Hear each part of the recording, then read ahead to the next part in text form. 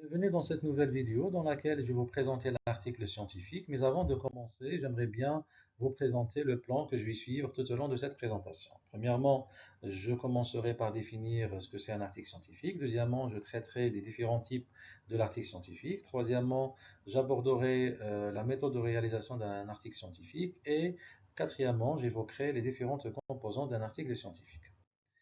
Qu'est-ce qu'un article scientifique?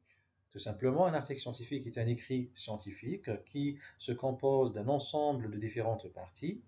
Dans notre domaine de la didactique du français langue étrangère, l'article scientifique varie entre 10 à 20 pages, donc pas moins de 10 pages et pas plus de 20 pages, parce qu'il y a certaines revues qui sont exigeantes et qui exigent que l'article scientifique ne dépasse pas les 20 pages.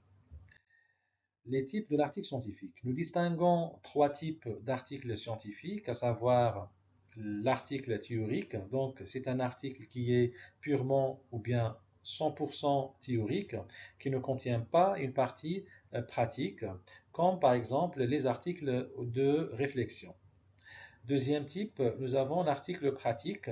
C'est un article qui ne contient pas ou bien qui est dépourvu d'une partie théorique ou bien de la théorie et qui aborde directement une expérimentation et les résultats, l'analyse des résultats et la discussion des résultats. Et nous avons le troisième type, l'article théorico-pratique. Donc c'est un article qui jumelle, qui rassemble ou bien qui regroupe deux parties, une partie théorique et une partie pratique. D'ailleurs, ce type d'article est le plus demandé et recommandé dans notre domaine de la didactique du français langue étrangère. Troisièmement, la méthode de l'article scientifique. Généralement, les scientifiques ou bien les chercheurs de notre domaine optent souvent pour la méthode ou bien le plan IMRAD. L'abréviation IMRAD veut dire introduction, méthode, résultat, analyse et discussion. Mais vous pouvez également rajouter d'autres composantes, comme par exemple cadrage théorique et conclusion. Les composants de l'article scientifique. D'après notre modeste expérience personnelle et scientifique, nous vous proposons les éléments suivants pour élaborer vos éventuels futurs articles scientifiques. Premièrement, l'intitulé de l'article scientifique, c'est-à-dire le titre de votre article scientifique. Deuxièmement, vous devez rédiger le résumé de votre article scientifique plus les mots-clés. Troisièmement, vous devez rédiger l'introduction générale de votre article scientifique. Quatrièmement, vous rédigez le cadrage théorique de votre article scientifique. Cinquièmement, vous rédigez le cadrage méthodologique de votre article scientifique, c'est-à-dire vous allez parler du public cible, de la méthode adoptée, etc. Sixièmement, vous rédigez bien, vous présentez et analysez les résultats de votre recherche. Septièmement, vous allez discuter les résultats parvenus à travers ou bien suite à votre expérimentation ou bien à votre recherche. Huitièmement, vous allez rédiger une conclusion générale. Ensuite, vous allez mettre les références bibliographiques et non pas la bibliographie. Je vais expliquer ce point plus tard. Et à la fin, vous mettez l'annexe ou bien les annexes ou bien quelques annexes. Je vais expliquer maintenant point par point les différentes composantes que je viens de présenter et je vais vous donner à chaque fois un exemple de chaque point expliqué. Premièrement, l'intitulé de l'article scientifique. L'intitulé de l'article scientifique doit être d'abord capteur, c'est-à-dire doit attirer ou bien impressionner les lecteurs, et doit être précis, bref, clair et inclusif. Quand on dit inclusif, c'est-à-dire doit comprendre les variables de votre recherche, à savoir les variables dépendantes et les variables indépendantes.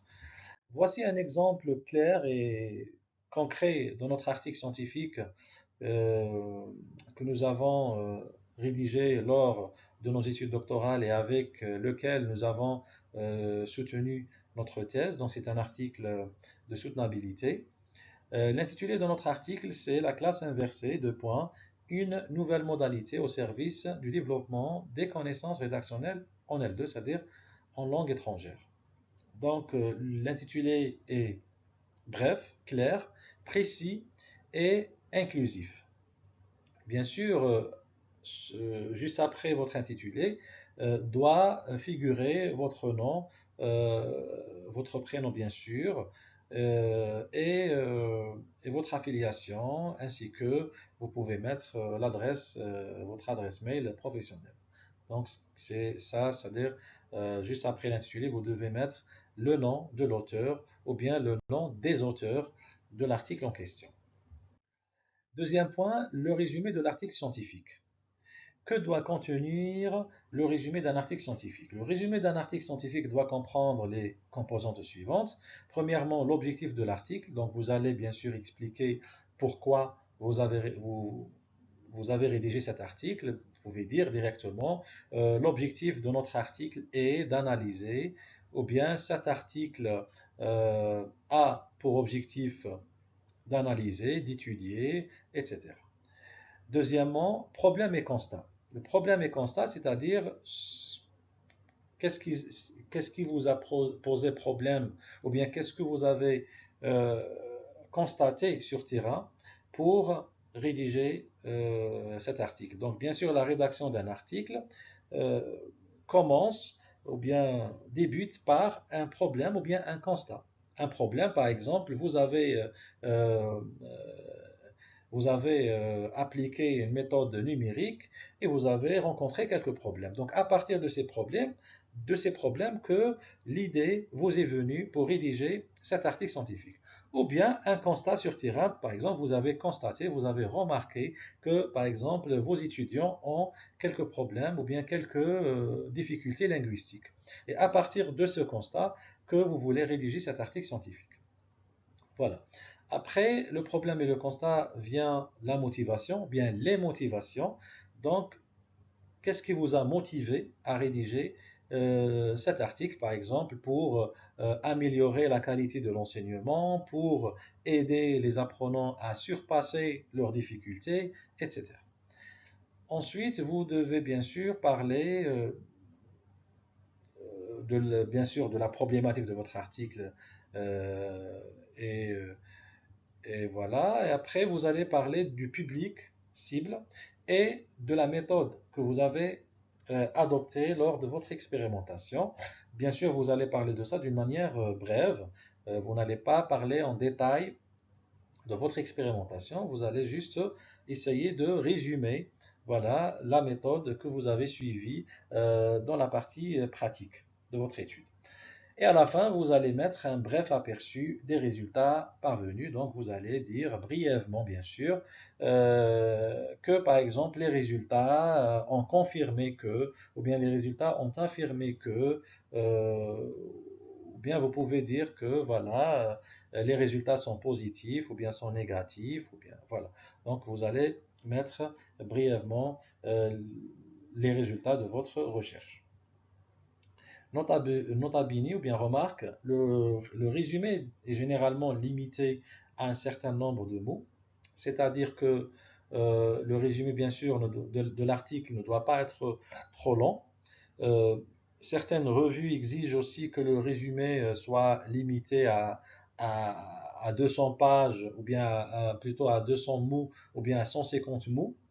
Voilà, donc il faut quand même rédiger un résumé quand même bref, hein. Ce n'est pas un résumé d'une thèse, par exemple, qui est plus long euh, qu'un résumé d'un article.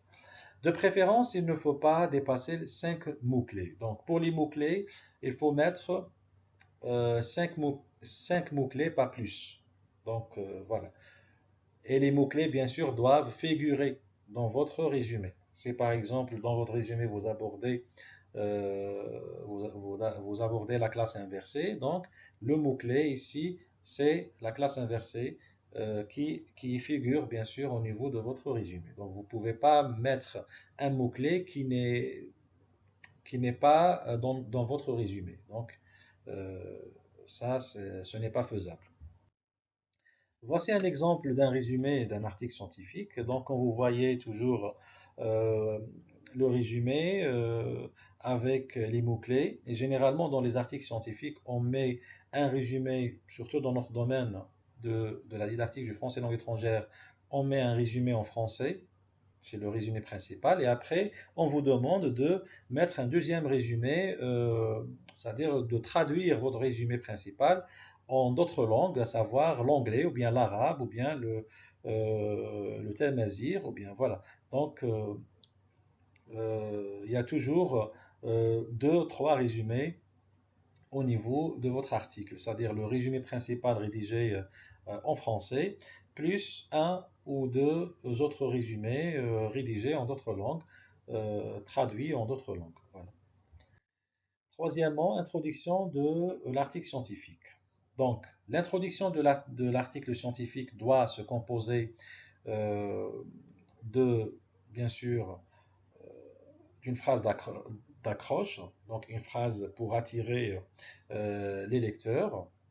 Par exemple, vous pouvez dire, depuis l'avènement du coronavirus, le secteur éducatif a connu une transformation, bien une mutation, etc. Donc, et vous continuez. Donc, c'est une phrase qui attire le public. Après, vous allez présenter le sujet de votre recherche ou bien de votre article en l'expliquant, bien en donnant une définition. Par exemple, dans votre article, vous parlez, comme j'ai dit, de la classe inversée. Bien sûr, vous allez expliquer ce que c'est la classe inversée brièvement au niveau de votre introduction. Après, vous allez positionner votre étude. Donc, est-ce que votre étude, bien sûr, vous allez dire que notre étude se situe dans le domaine de la didactique du français langue étrangère. Là, c'est le domaine général. Mais après, également, vous pouvez également situer et préciser le domaine de votre étude. Par exemple, la didactique de l'oral, la didactique de l'écrit, la didactique du numérique, la didactique de l'interculturel. Donc ici, vous pouvez dire, ou bien si par exemple votre étude euh, touche plusieurs domaines ou bien elle est interdisciplinaire, vous pouvez dire que, par exemple, notre étude se situe au carrefour ou bien à l'intersection de plusieurs domaines et vous citez les domaines, par exemple, didactique de l'oral, du numérique, de l'écrit, de la grammaire, etc. Ensuite, vous allez rédiger une brève revue de la littérature. Bien sûr, vous devez, au niveau de votre introduction, vous êtes censé revenir aux travaux qui ont été faits avant votre étude et qui sont, par exemple, en relation avec votre étude. Donc, vous allez citer quelques chercheurs, à savoir des chercheurs étrangers ou bien locaux, en disant que voilà, des études ont été menées en Algérie ou ailleurs sur la thématique en question. Et vous pouvez même mettre les limites, ou bien la limite de ces études. Et à partir de cette limite, vous allez aussi parler de l'apport de votre recherche. Donc notre recherche euh, dépasse ces études, ou bien à partir de ces études, notre recherche vise à, par exemple, apporter un plus, voilà, un plus par rapport voilà, à ce sujet ou bien à cette recherche. Après, vous allez problématiser votre article, vous allez euh, mettre la problématique de votre article. Et quand on dit problématique, ça ne veut pas dire seulement une question problématique, c'est un ensemble qui contient le problème, le constat, les motivations, les objectifs, la question principale et les questions secondaires et les hypothèses, etc. Donc là, vous devez mettre bien sûr qu'est-ce qui vous a posé problème ou bien qu'est-ce que vous avez constaté ou bien remarqué sur terrain pour avoir cette idée de recherche, les motivations qui vous ont poussé à rédiger cet article, les objectifs et aussi la question principale de votre recherche et les questions aussi secondaires et aussi les hypothèses, ce sont les réponses provisoires à la question principale et aux questions secondaires. Et à la fin, vous allez mettre le plan de votre article. Vous allez annoncer le plan de votre article, par exemple, en disant que notre article se compose de deux parties. Une partie théorique dans laquelle nous allons, par exemple, définir la classe inversée. Nous allons parler des différentes méthodes d'enseignement-apprentissage récentes ou bien récemment appliquées en Algérie. Et, il se compose également d'une partie pratique dans laquelle, par exemple, nous allons expliquer la méthode expérimentale, nous allons présenter et analyser des résultats, etc. Donc, il faut procéder ainsi. Remarque, vous n'êtes pas obligé de suivre ces éléments dans l'ordre. Voilà, donc vous avez également l'embarras du choix. Vous êtes libre à mettre voilà, ces différentes composantes au niveau de votre article. Voici un exemple d'une introduction d'un article scientifique. Et c'est le même article que je vous ai montré tout à l'heure. Voilà, c'est l'introduction de ce même article.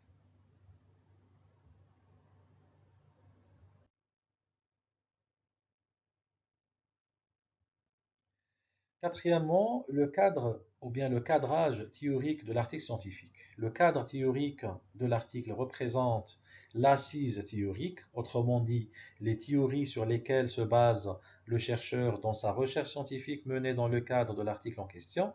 De ce fait, le cadre théorique doit comprendre des titres attirants.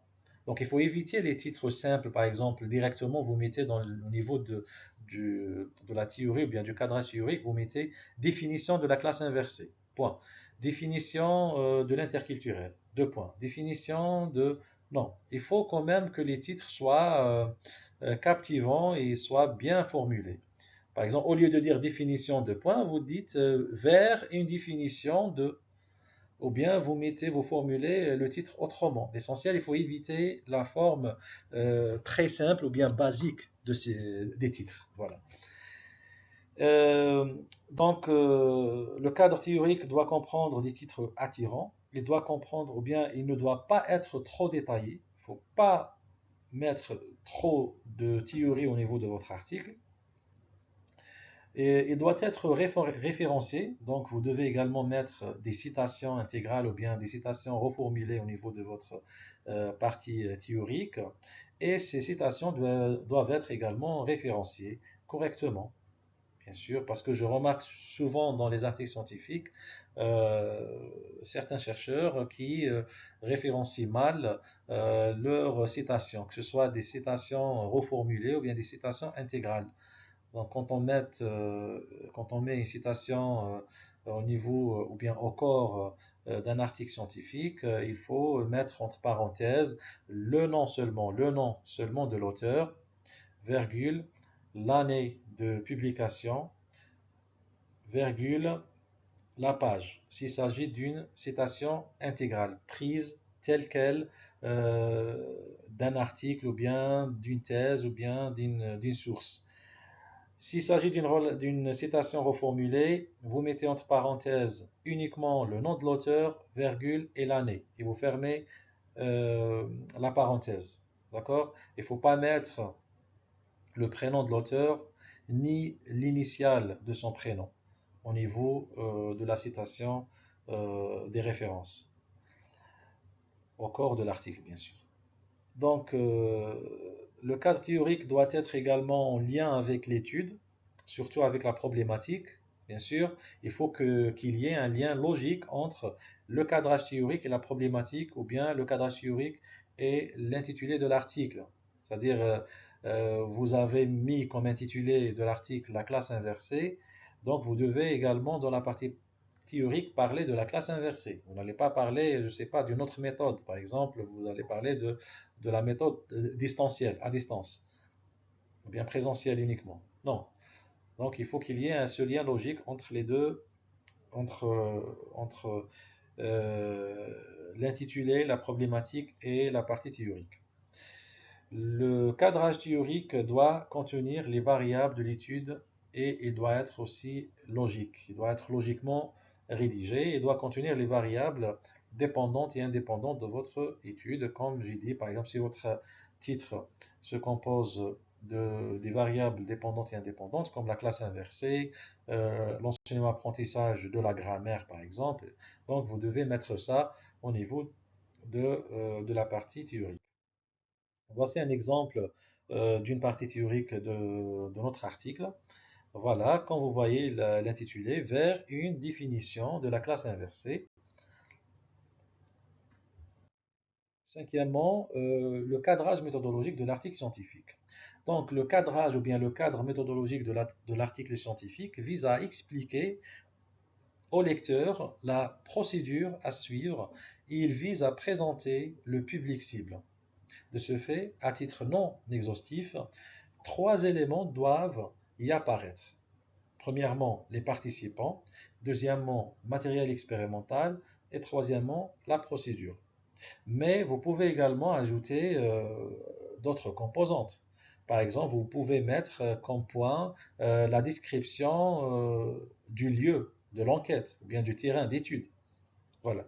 Voici un exemple de, du cadrage méthodologique ou bien de la méthode. Donc, il y a comme premier point la description du terrain d'étude. Donc, ici, on parle du contexte de l'étude.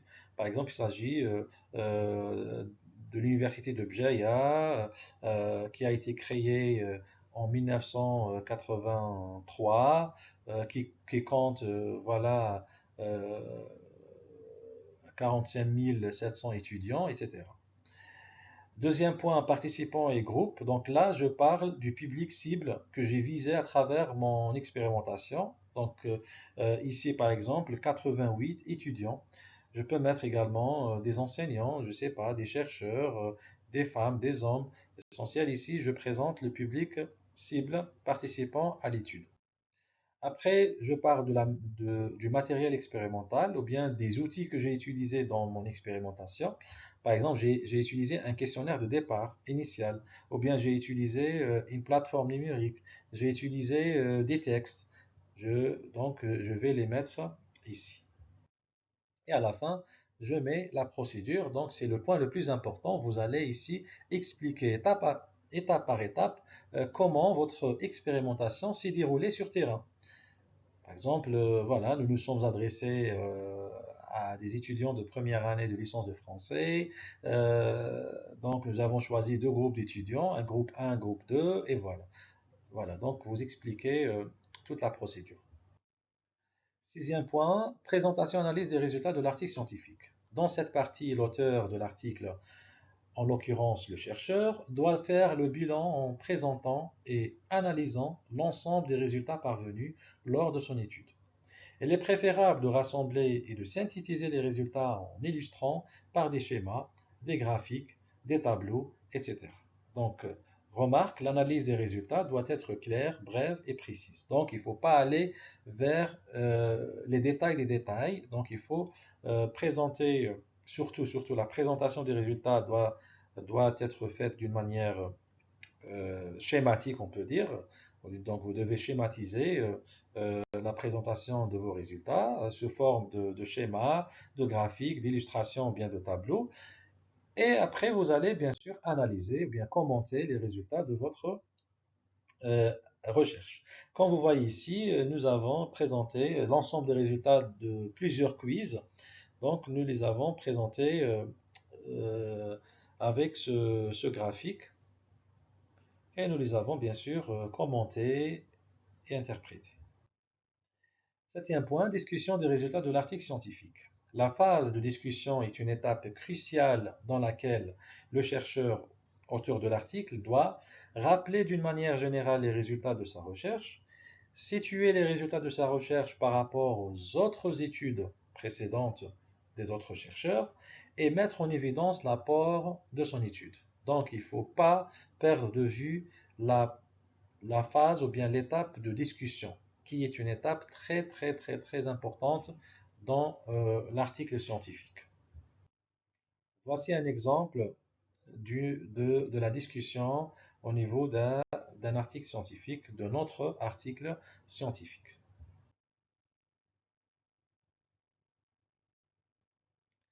Huitième point, conclusion de l'article scientifique. La conclusion de l'article scientifique est le résumé général de tout ce qui a été dit précédemment dans l'article scientifique. Elle doit rappeler brièvement la problématique, question principale et l'objectif de la recherche. Doit rappeler également ou bien brièvement les résultats aboutis.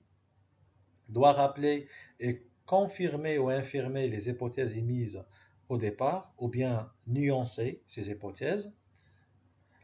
doit aborder les limites de la recherche et les problèmes rencontrés, doit faire des propositions, des suggestions et des recommandations.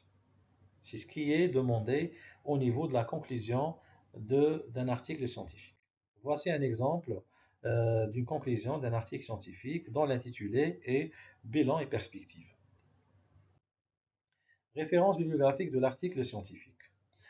Nous optons très souvent pour les références bibliographiques et non pas pour la bibliographie, car il y a une différence, il y a une nuance entre les deux notions.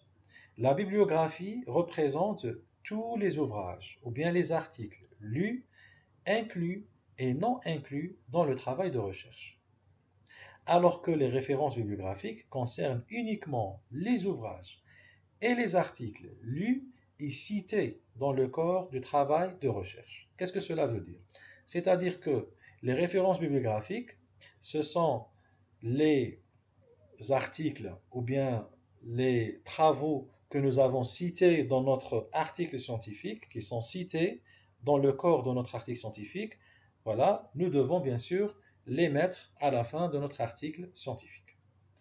Par contre, si on met la bibliographie, donc on doit mettre les travaux qui sont cités dans le corps de l'article et aussi les travaux qui ne sont pas cités, mais c'est-à-dire les travaux que nous avons lus et qui nous ont aidés à élaborer cet article scientifique, mais qu'on ne les a pas cités forcément au corps de notre article.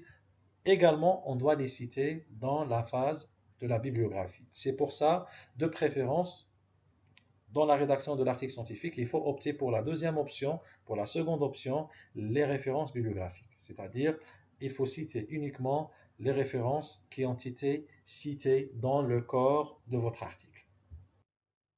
Exemple d'une bibliographie. Donc ici, on a opté pour la bibliographie et nous avons cité les références qui ont été citées dans le corps de notre article et aussi les références qui n'ont pas été citées dans le corps de notre article, mais qui nous ont aidés à élaborer l'article en question. Voilà, donc généralement la bibliographie est plus large et plus nombreuse par rapport euh, aux références bibliographiques. Voilà. Annexes de l'article scientifique. Donc les annexes dans un article scientifique ne sont pas très recommandées. Si le chercheur, auteur de l'article, décide de les mettre dans son manuscrit scientifique, il ne doit pas en abuser et en mettre trop. Une ou deux annexes suffisent largement. Donc, dans un article scientifique, vous pouvez mettre des annexes, mais il ne faut pas en mettre trop. Donc, il faut mettre une seule ou deux annexes, pas plus. Ou bien les regrouper en une seule page. Certaines revues n'acceptent pas les annexes. Voilà, donc si vous mettez trop d'annexes, ça va rendre votre article plus volumineux et il va comprendre plus de pages et il risque de ne pas être accepté. Donc, de préférence, il ne faut pas mettre trop d'annexes.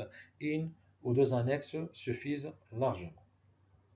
Voici un exemple d'une annexe que nous avons mise au niveau de notre article scientifique. Voilà, donc nous arrivons à la fin de notre vidéo. Si vous avez des questions, vous pouvez me les laisser au niveau, ou bien au niveau de la phase, ou bien au niveau de la zone réservée aux questions en bas de la vidéo. Et je vous répondrai incessamment, Inch'Allah. Merci pour votre attention et à très bientôt.